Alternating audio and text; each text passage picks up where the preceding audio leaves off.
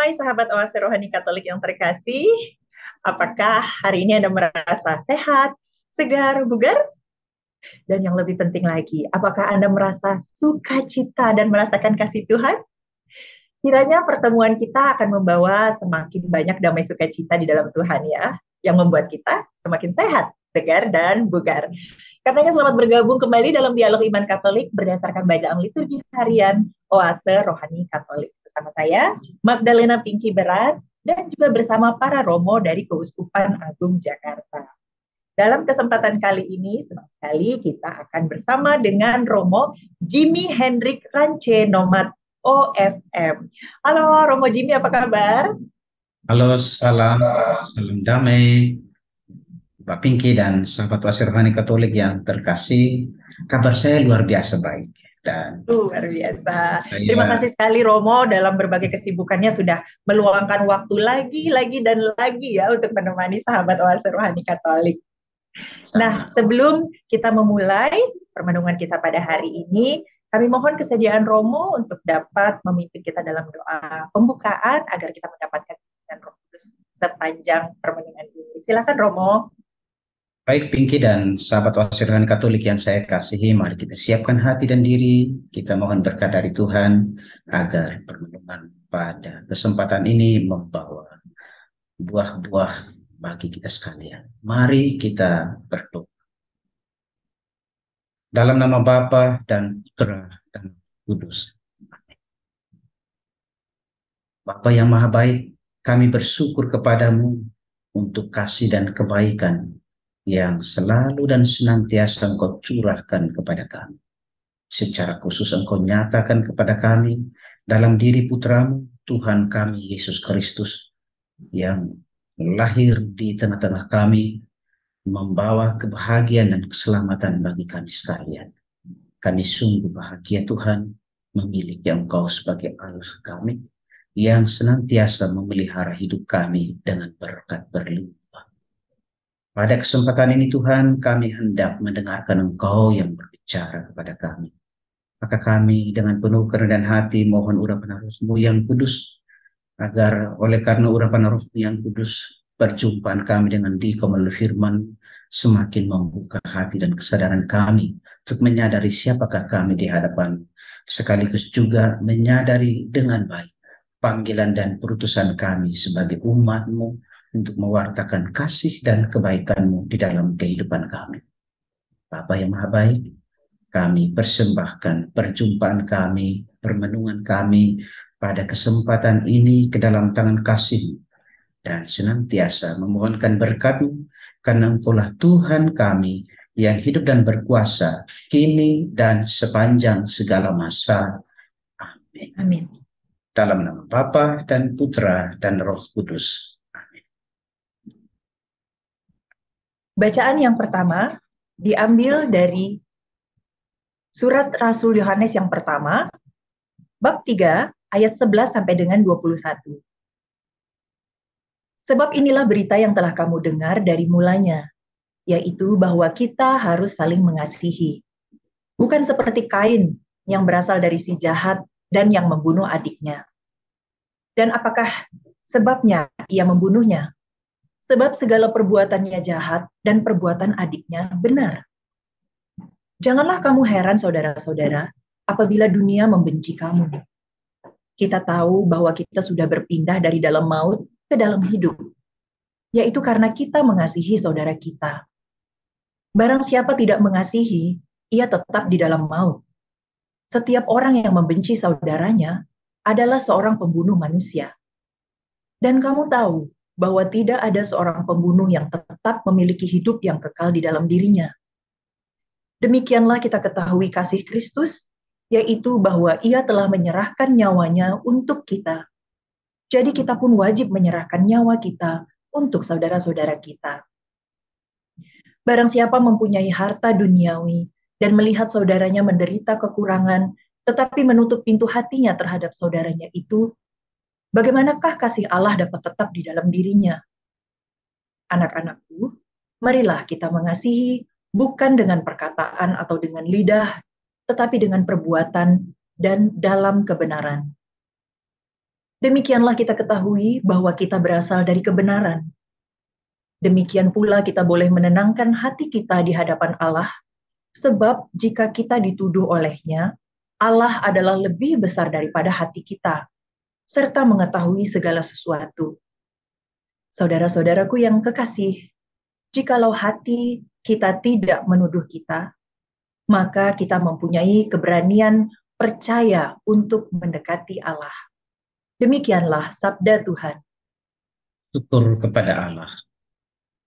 Mazmur tanggapan, refren, bersorak-sorailah bagi Tuhan, hai seluruh bumi. Sorak-sorailah bagi Tuhan, hai seluruh bumi. Bersorak-sorailah bagi Tuhan, hai seluruh bumi. Beribadahlah kepada Tuhan dengan sukacita. Datanglah ke hadapannya dengan sorak-sorai. Refren, Bersorak-sorailah bagi Tuhan, hai seluruh bumi. ketahuilah bahwa Tuhanlah Allah. Dialah yang menjadikan kita dan punya dialah kita. Kita ini umatnya dan kawanan domba gembalaannya. Refren, Bersorak-sorailah bagi Tuhan, hai seluruh bumi. masuklah melalui pintu gerbangnya dengan nyanyian syukur, masuklah pelatarannya dengan puji-pujian. Bersyukurlah kepadanya dan pujilah namanya. Refren, Bersorak-sorailah bagi Tuhan, hai seluruh bumi. sebab Tuhan itu baik, kasih setianya untuk selama-lamanya, dan kesetiaannya turun-menurun. Refren, Sorak-sorailah bagi Tuhan, hai seluruh bumi. sahabat Oase Rohani Katolik yang terkasih, kini mari kita persiapkan hati kita untuk mendengarkan Injil Tuhan. Tuhan bersamamu. Dan bersama rohmu, Inilah Injil suci menurut Yohanes. dimuliakanlah Tuhan. Sekali peristiwa, Yesus memutuskan untuk pergi ke Galilea. Ia bertemu dengan Filipus dan berkata kepadanya, "Ikutlah aku." Filipus itu berasal dari Betsaida, kota Andreas dan Petrus. Lalu Filipus bertemu dengan Natanael dan berkata kepadanya, "Kami telah menemukan dia yang disebut oleh Musa dalam kitab Taurat dan oleh para nabi, yaitu Yesus anak Yusuf dari Nazaret." Kata Natanael kepadanya, "Mungkinkah sesuatu yang baik datang dari Nazaret?" Kata Filipus kepadanya, "Mari dan lihatlah." Melihat Natanael datang kepadanya, Yesus berkata tentang dia, "Lihat, inilah seorang Israel sejati, tidak ada kepalsuan di dalamnya."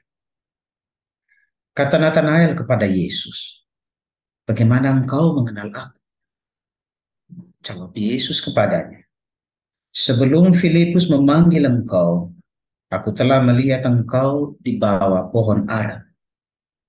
Kata Natanael kepadanya, "Rabi, engkau anak Allah, engkau raja orang Israel." Yesus menjawab katanya, "Karena aku berkata kepadamu, aku melihat engkau di bawah pohon ara, maka engkau percaya. Kau akan melihat hal-hal yang lebih besar daripada itu." Lalu kata Yesus kepadanya, "Aku berkata kepadamu, sesungguhnya engkau akan melihat langit terbuka dan malaikat-malaikat Tuhan turun naik kepada Anak Manusia." Demikianlah sabda Tuhan. Terpujilah Kristus. Sahabat Oase Rohani Katolik yang terkasih, setelah mendengarkan bacaan liturgi hari ini, mari kini kita masuk dalam permenungan kita di sesi yang pertama. Nah, Romo Jimmy, di bacaan pertama tadi, kita pastinya bisa langsung menangkap bahwa pesannya adalah saling mengasihi. Ini memang sebuah cara hidup yang terus-menerus ditekankan bagi kita ya, dan juga menjadi identitas iman kita. Namun mungkin ada hal lebih jauh atau lebih dalam yang bisa kita maknai dari hal ini, Romo, silakan. Baik, terima kasih Pinky dan sahabat Australian Katolik yang terkasih.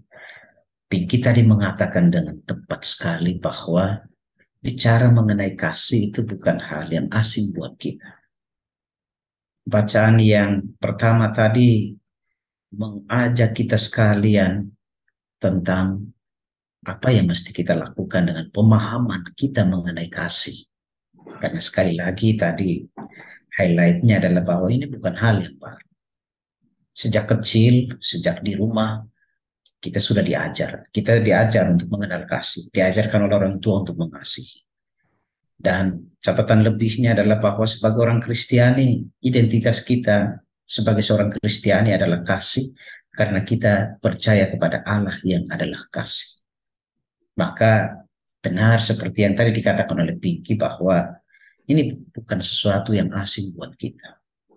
Nah, hari ini menarik sekali bahwa kita sekali lagi disadarkan untuk memahami panggilan kita mengenai kasih itu sendiri dan bagaimana kasih itu kita konkretkan di dalam kehidupan kita.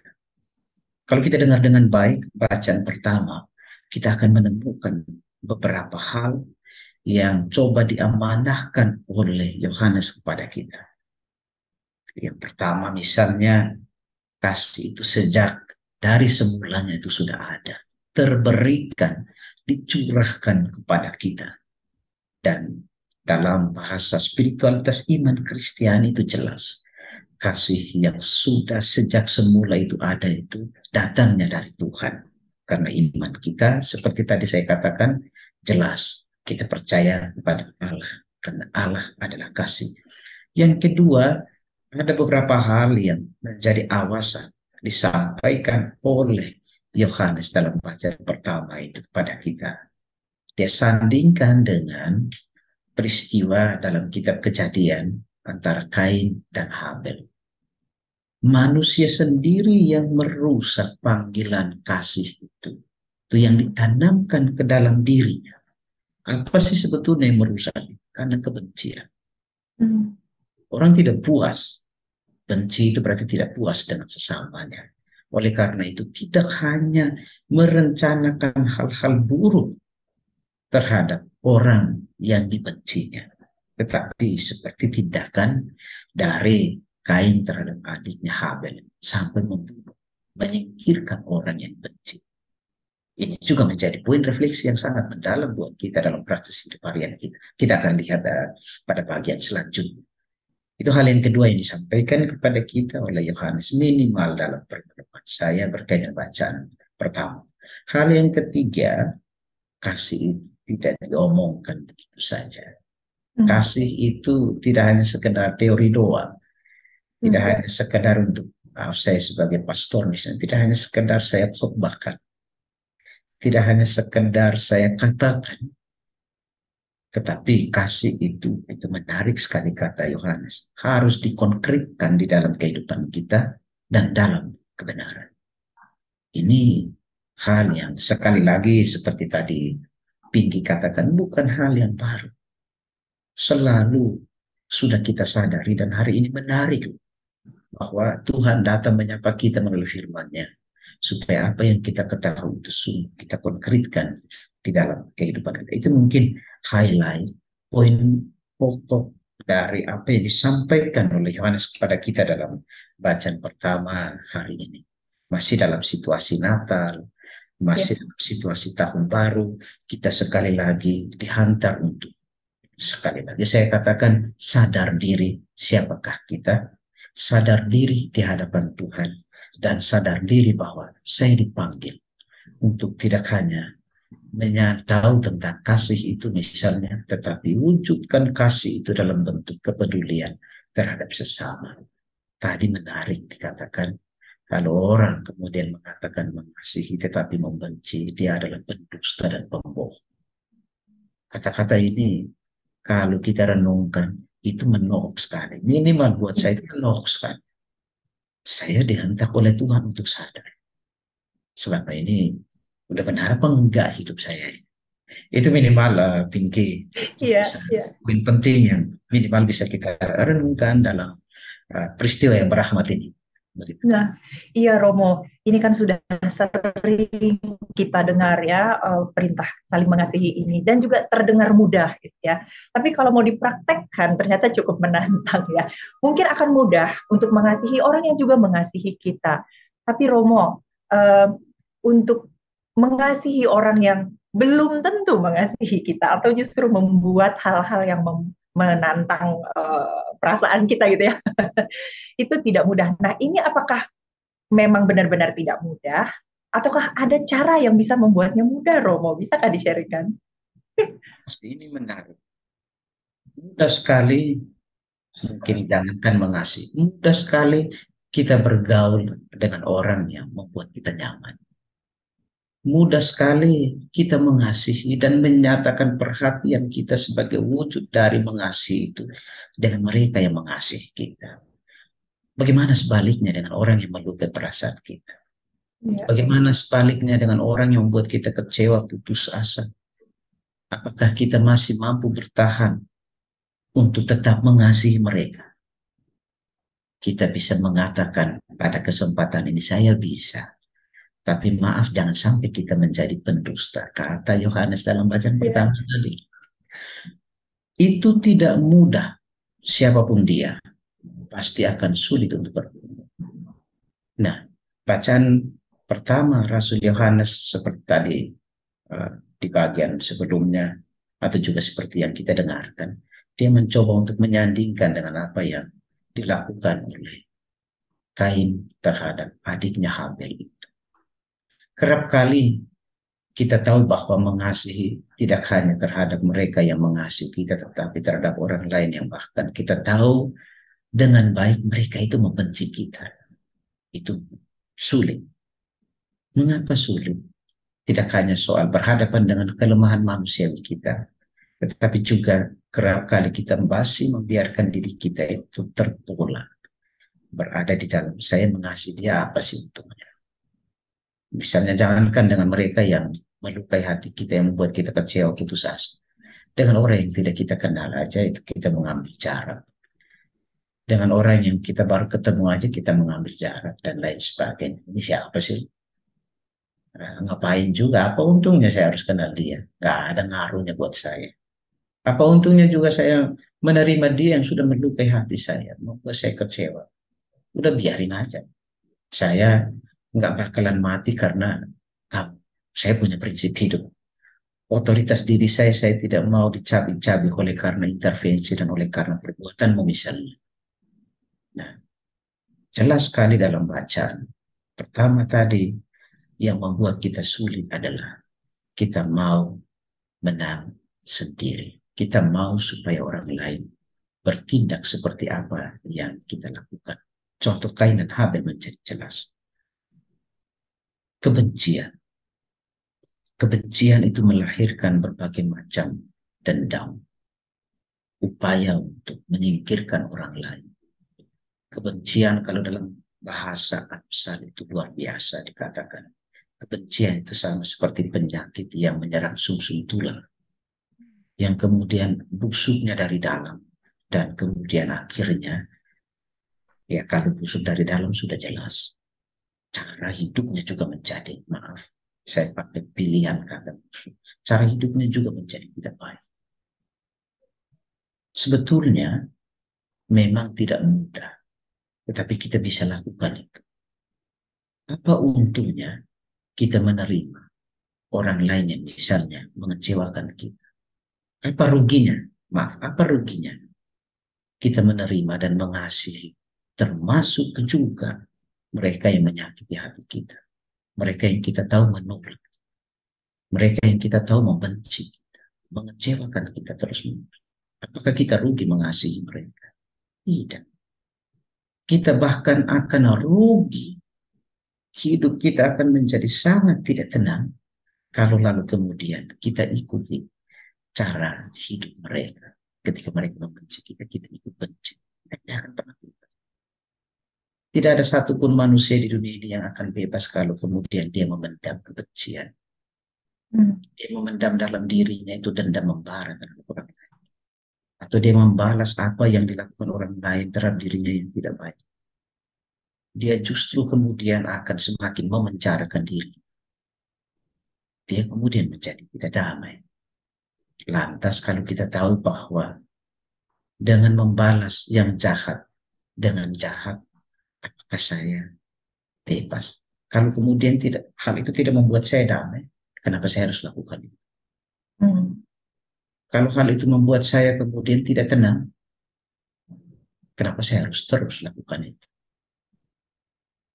Satu saja persoalan yang kita tampung di dalam diri kita, hati kita, misalnya kebencian, itu juga akan merusak seluruh hidup.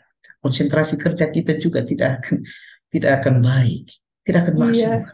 iya betul sekali Romo. Nah, ini eh, tadi Romo katakan berarti bibit-bibitnya itu adalah mau menang sendiri dan ada kebencian itu tadi ya.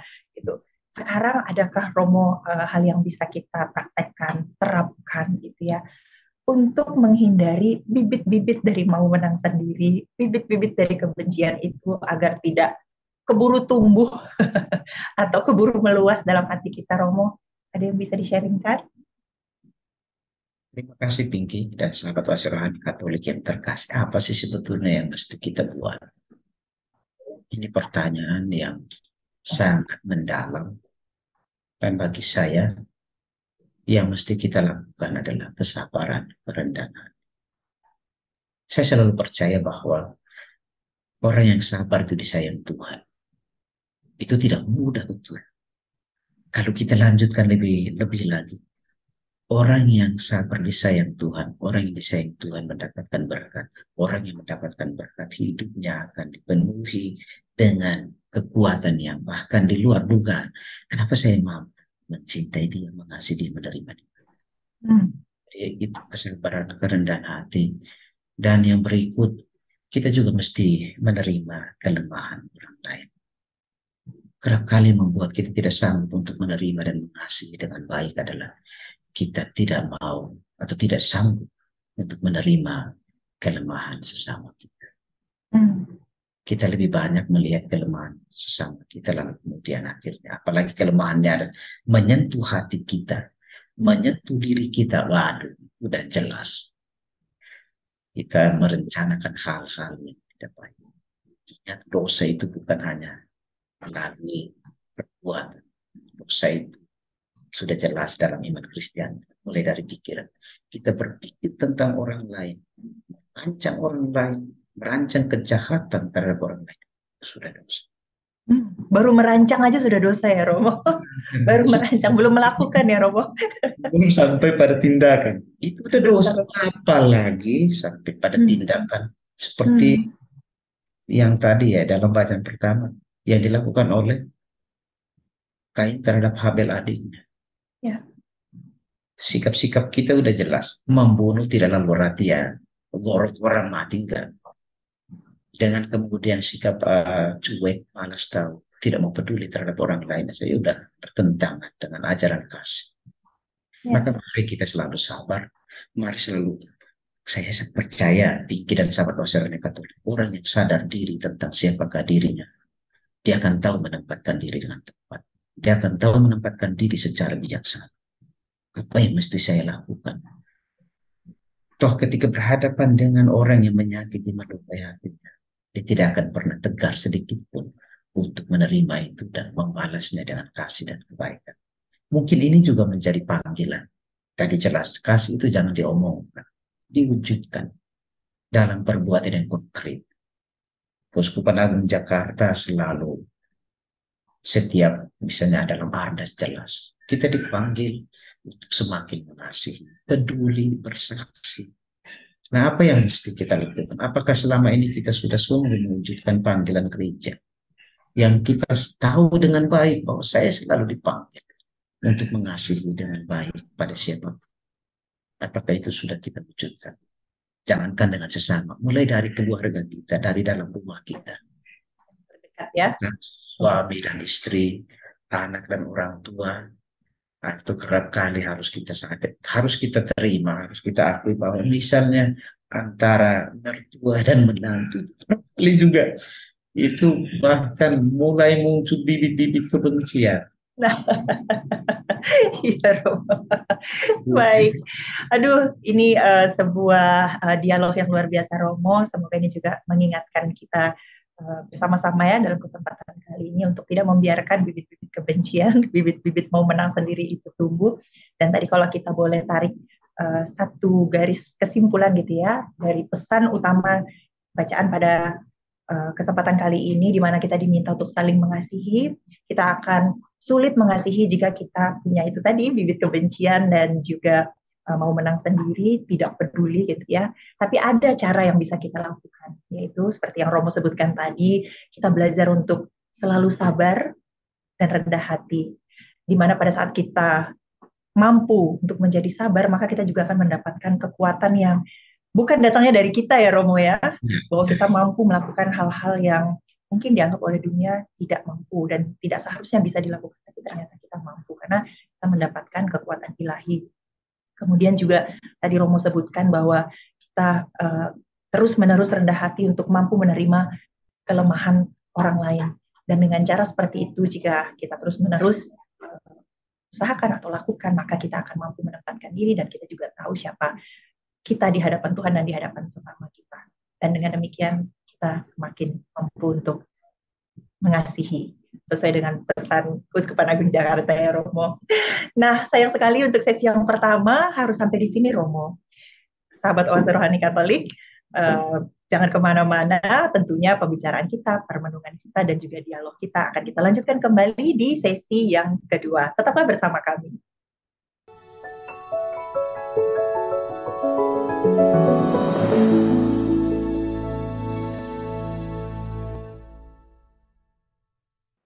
Sahabat Oase Rohani Katolik yang terkasih, terima kasih Anda masih bersama Romo Jimmy Hendrik Rance Nomad OFM dan saya Magdalena Pinky Bran dalam Oase Rohani Katolik edisi hari ini.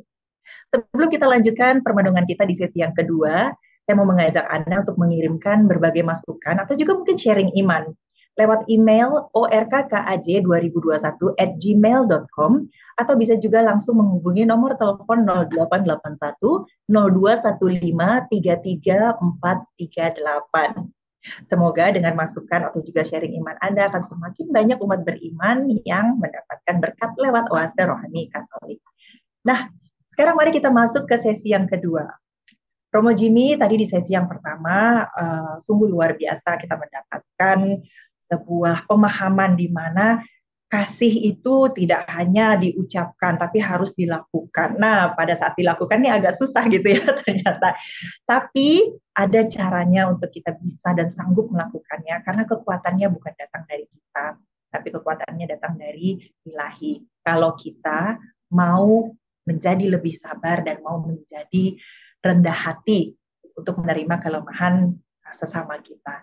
Nah, di sesi yang kedua ini, Romo, adakah hal lebih lanjut yang bisa jadi bahan permenungan kita? Silakan, Romo.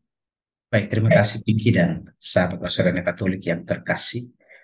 Ada hal lain yang mungkin saya ingin sampaikan di sesi yang kedua ini, masih mengutip apa yang dikatakan dalam bacaan pertama tadi. Kepedulian kita itu sebagai wujud dari mengasihi, itu sudah jelas. Tapi satu hal yang juga dikatakan, atau hal lain yang juga dikatakan oleh Yohanes kepada kita sekalian adalah bahwa mengasihi bukan terutama supaya kita selamat. Mengasihi orang lain, peduli terhadap orang lain, itu terutama karena kita sadar bahwa kita ini telah diselamatkan oleh Tuhan yang Maha Pengasih. Jadi kalau kita lakukan itu karena supaya kita dapat selamat, dapat berkat, berarti ada pamrihnya. Maka kita kemudian akan terkungkung, bebas dalam mengasihi. Jadi berpikir sebaliknya ya. Jadi kita mengasihi terutama karena keyakinan atau kesadaran utuh dan sungguh bahwa saya sudah diselamatkan oleh Tuhan. Saya sudah diselamatkan oleh Tuhan, kemudian saya membelenggu diri dengan hal-hal yang bertentangan dengan kasih itu sebagai ungkapan syukur kita kepada Tuhan. Maka mungkin sebelum kita lihat bacaan yang menarik, bacaan Injil, saya mau mengutip apa yang dikatakan oleh kitab Amsal bab 3 ayat 7, 27 sampai dengan 28. Jangan pernah menahan kebaikan yang sebetulnya kamu sanggup untuk lakukan terhadap orang lain, dan orang lain melakukan kebaikan kepada. Menarik sekali. Ya, ya. Yang kedua, nah masih dari kitab Amsal, bab 9, 2 ayat 19. Semoga saya nggak salah mengutip, tapi kira-kira pesannya begini, Pinky dan sahabat masyarakat Katolik yang terkasih. Siapapun yang melakukan kebaikan pada sesama tanpa pamrih, dia akan mendapatkan kelimpahan berkat dari Tuhan. Mari kita selalu sadar diri siapakah kita dan apa yang mesti saya lakukan sebagai tidak hanya ungkapan syukur, tetapi karena saya sudah diselamatkan oleh Tuhan. Jangan pernah menahan kebaikan yang sebetulnya kita sanggup untuk lakukan terhadap sesama. Itu sudah dosa. Itu tambahan dikit dari bagian pertama berkaitan dengan bacaan. Sesi yang pertama. Ya, wah luar biasa Romo. Nah, sementara kalau bacaan Injil sendiri Romo, kita tahu bagaimana Yesus memanggil Filipus, kemudian Filipus memanggil Nathanael gitu ya. Nah, tapi di balik cerita panggil memanggil ini Romo. Nah, makna iman lebih lanjut apa yang bisa kita gali dari hal ini ya? Silakan Romo. Kasih Pinky dan sahabat masyarakat Katolik yang terkasih, jelas Pinky katakan dan ini benar, bahwa bacaan Injil itu panggilan, berbicara mengenai panggilan Filipus bawa Nathanael untuk sampai ketemu Yesus. Nah, hal yang luar biasa baik dan menjadi ruang refleksi buat kita sekalian adalah, masih saya mengutip kata yang saya pakai pada sebelumnya, sadar diri. Filipus itu tahu siapa yang dia jumpai. Dan kemudian mungkin sama seperti manusia biasa, ketika kita ketemu orang yang terkenal, Yesus itu cukup terkenal di kalangan orang-orang yang status di bawah, ya level bawah, orang-orang Yahudi ketika itu. Dan dia begitu tersohor di kalangan mereka. Dan oleh karena itu, kebanggaan dia setelah bertemu dengan Yesus dan Tuhan Yesus ajak dia juga cari temannya untuk ceritakan. Sama seperti kita ketemu artis aja, waduh saya baru ketemu artis, saya baru ketemu presiden, saya baru ketemu orang yang terkenal misalnya. Saya udah selfie-selfiean dengan dia, saya udah ngomong dengan dia. Mungkin secara manusiawi, tampakan luarnya adalah ekspresi atas sukacita perjumpaan Filipus dengan Yesus itu adalah itu. Tetapi tidak hanya bagian luarnya doang. Dia tidak hanya dengan bangga mengisahkan tentang perjumpaan dia dengan Tuhan Yesus. Tetapi lebih dari itu, diajak Nathanael. Mari lihat sendiri.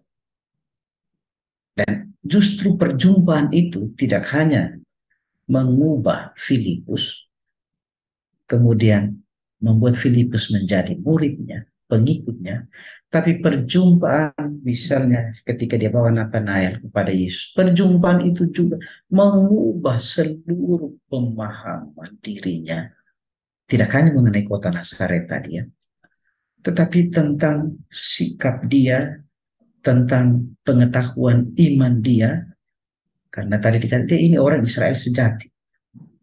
Perjumpaan itu mengubah seluruh hidup, paradigma dia. Dan kemudian dia sadar, saya ketemu Tuhan. Rabi, yang kau sungguh anak Allah.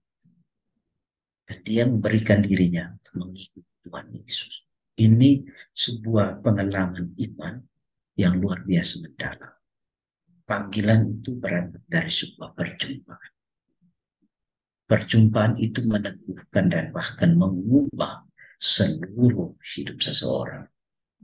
Kalau kaitkan dengan tema Natal yang tahun 2022 yang baru saja kita rayakan, itu jelas. Ketiga orang Majus dari timur itu setelah ketemu dengan Tuhan Yesus, mereka tidak mau lagi hidup dengan cara hidup yang lama mereka. Ya, mereka kembali ke negerinya melalui jalan lain. Perjumpaan itu mengubah hidup mereka. Cara hidup mereka yang lama itu mereka tinggalkan. Kami sudah ketemu Tuhan Yesus. Dia yang telah diwartakan oleh dalam kitab Taurat dan oleh para nabi.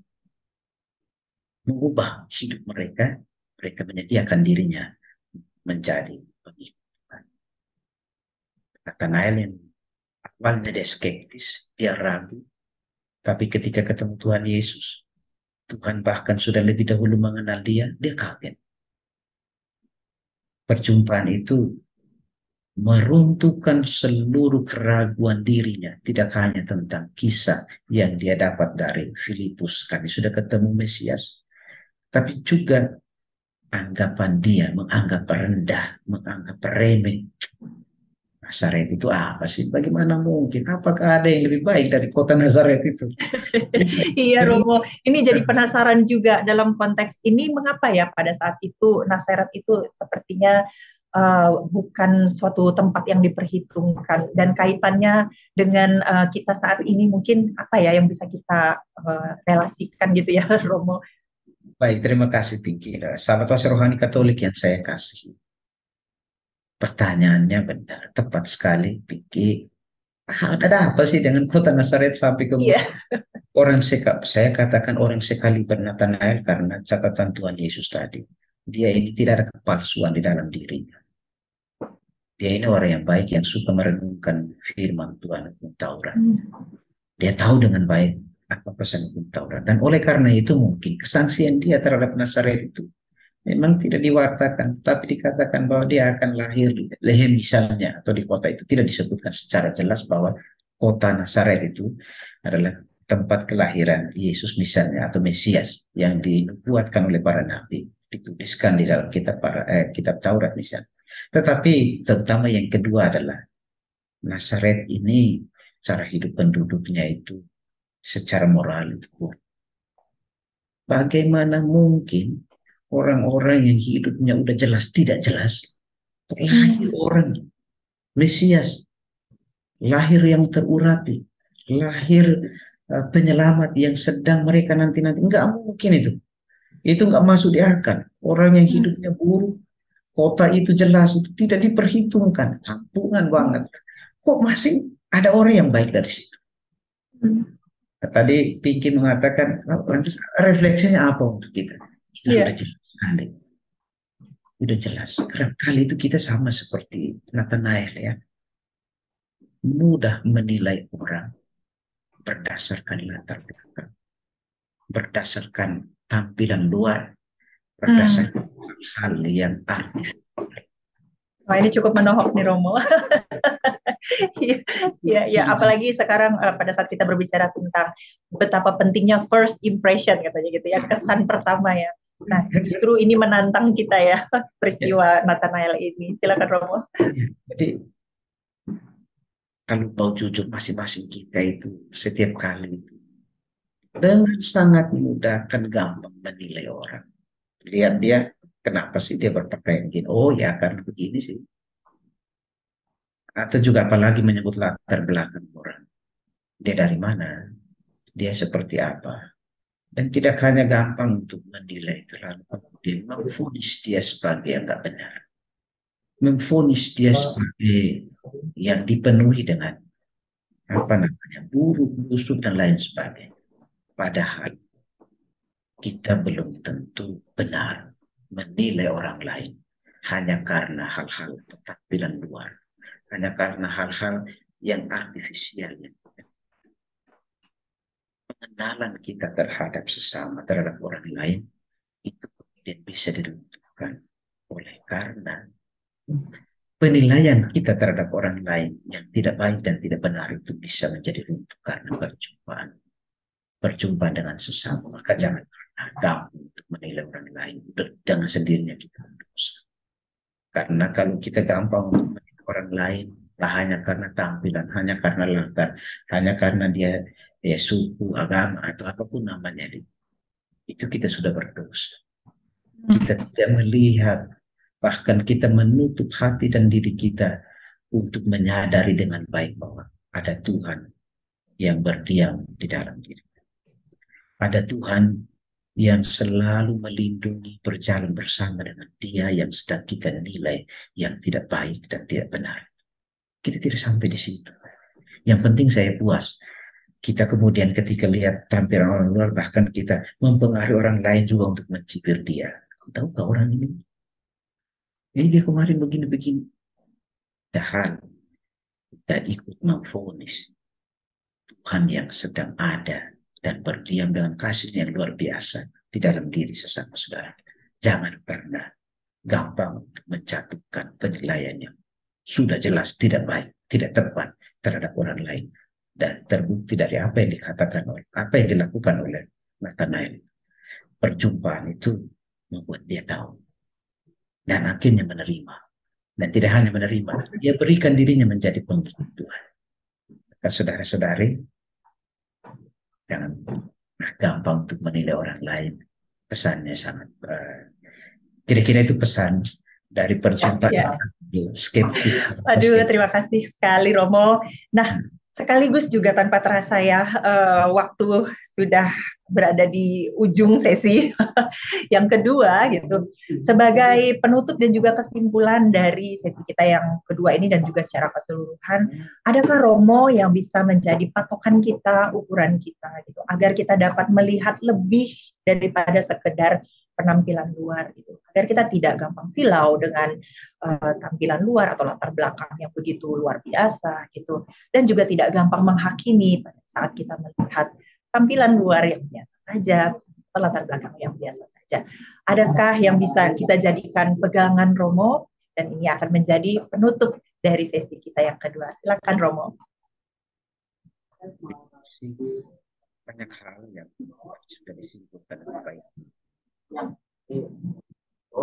Yang menjadi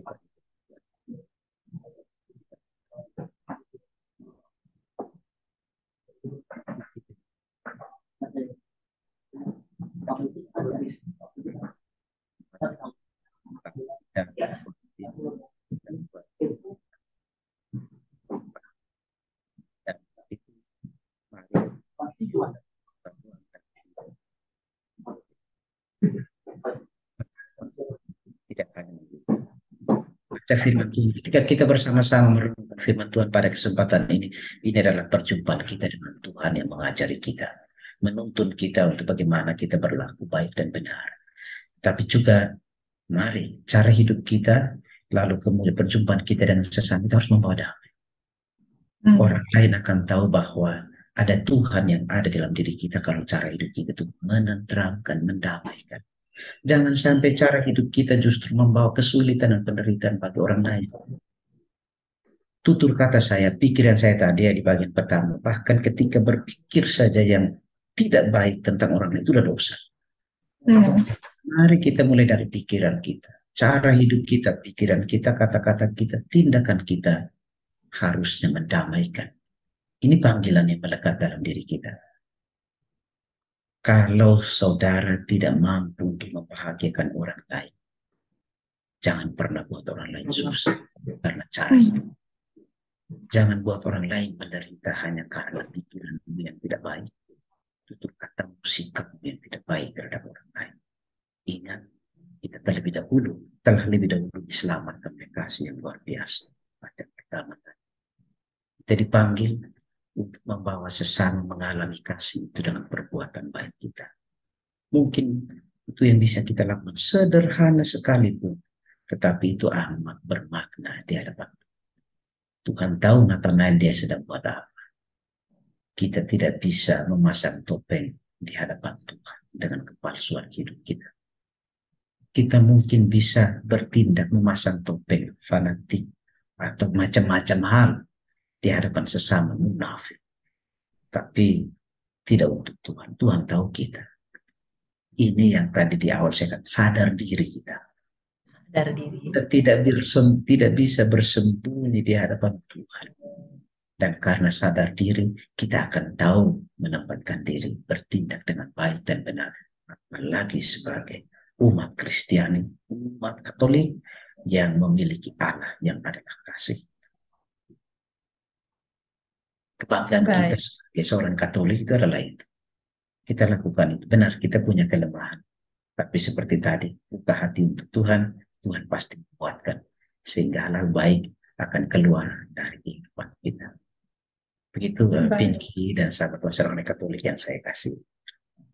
Wah, terima kasih sekali Romo atas inspirasi dan permenungan yang sudah Romo bagikan pada kesempatan kali ini. Saya merasa sangat diberkati lewat topik kita pada kesempatan ini, dan saya percaya sahabat Oase Rohani Katolik juga merasakan hal yang sama, dan kiranya kita menjawab panggilan Tuhan, mengalami perjumpaan dengannya sehingga kita semakin mampu untuk mengasihi sesama kita lebih dan lebih lagi. Sahabat Oase Rohani Katolik yang terkasih, dengan penjelasan dari Romo Jimmy tadi menutup seluruh sesi kita di kesempatan ini. Nah, mari kita tutup permenungan kita dengan memohon berkat dalam doa penutup yang dipimpin oleh Romo Jimmy. Silakan Romo. Pinky dan sahabat Rohani Katolik yang saya kasih, mari kita akhiri permenungan kita pada kesempatan ini dengan berdoa. Dalam nama Bapa dan Putra dan Roh Kudus. Amin. Tuhan, kebaikan-Mu senantiasa terpelihara atas diri kami. Kau menghendaki kami bahagia dan selamat. Engkau mengajari kami bagaimana mencapai kebahagiaan dan keselamatan itu dalam kehidupan kami. Dan Engkau mengasihi kami dengan kasih yang luar biasa besar yang Engkau wujudkan melalui Putra-Mu Tuhan kami, Yesus Kristus. Melalui permenungan kami pada kesempatan ini, Engkau mengajari kami untuk sadar diri dan mewujudkan kasih itu pada sesama kami di dalam kehidupan kami. Kami sadar kami ini adalah orang-orang yang lemah, orang-orang yang terbatas untuk mewujudkan panggilan kasih yang teramat luar biasa dalam kehidupan kami. Kami mohon berkat dan kekuatan-Mu Tuhan, agar kami senantiasa sanggup untuk mengasihi sebagaimana Kau telah mengasihi kami. Kami Kau sanggupkan untuk peduli dan membawa kasih kepada sesama yang kami jumpai. Semoga kami Engkau panggil, Engkau utus untuk membawa kasih dalam perjumpaan kami dengan sesama. Kami sembahkan diri dan pengharapan kami ini ke dalam tangan kasih-Mu. Semoga Engkau Allah yang Maha Baik melimpahkan berkat dan kekuatan bagi kami sekalian, Bapa dan Putra dan Roh Kudus. Amin. Terima kasih sekali lagi ya Romo, dan sampai berjumpa di pertemuan berikutnya. Sahabat Oase Rohani Katolik yang terkasih, demikianlah acara kita pada hari ini bersama Romo Jimmy Hendrik Rance, Nomad OFM, dan bersama saya Magdalena Pinky. Kami mohon pamit, sampai bertemu lagi dalam edisi Oase Rohani Katolik berikutnya. Salam damai, Tuhan Yesus memberkati.